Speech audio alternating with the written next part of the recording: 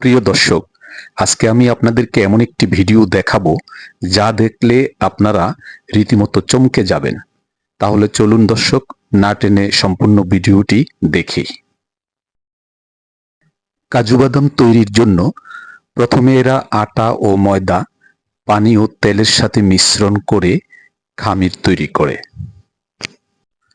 তারপর খামিরটা দুই হাতে ভালো করে আঠালোযুক্ত করে তোলে।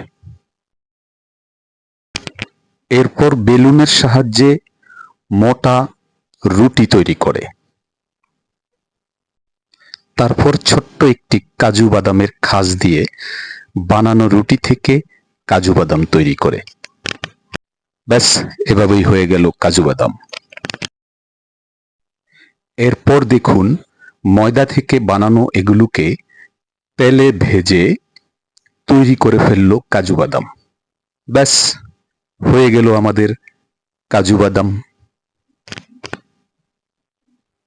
প্রিয় ভিউয়ার্স, কখনো ভেবে দেখেছেন কি, আমরা যে বাজার থেকে কাজু বাদাম কিনে আনছি তা কি আসলেই গাছ থেকে পাওয়া প্রকৃতিগতভাবে কাজু বাদাম? না, আমরা কি খাচ্ছি, কাজু বাদাম নাকি আটা ময়দা? প্রিয় দর্শক, এভাবেই আমরা বাজার থেকে কোনো কিছু কিনতে গেলে ঠকছি এবং প্রতারিত হচ্ছি। প্রিয় ভিউয়ার্স, কেনার সময় আমরা যে কাজু বাদামটি কিনবো সেটার গন্ধ যদি আমরা দেখব তেলের গন্ধ পাওয়া যায়, তাহলে মনে করব এটি ময়দা থেকে তৈরি করা ২ নম্বর কাজু বাদাম। তাই আমার প্রিয় ভিউয়ার্স, আসুন অন্যরা কাজু বাদাম কিনতে গিয়ে আর যাতে প্রতারিত না হয় এবং ঠকতে না হয়, সেজন্য আমার এই ভিডিওটি বেশি বেশি শেয়ার করে দিন, যাতে আর কেউ প্রতারিত না হয়। প্রিয় দর্শক, আমার আজকের ভিডিওটি এই পর্যন্ত।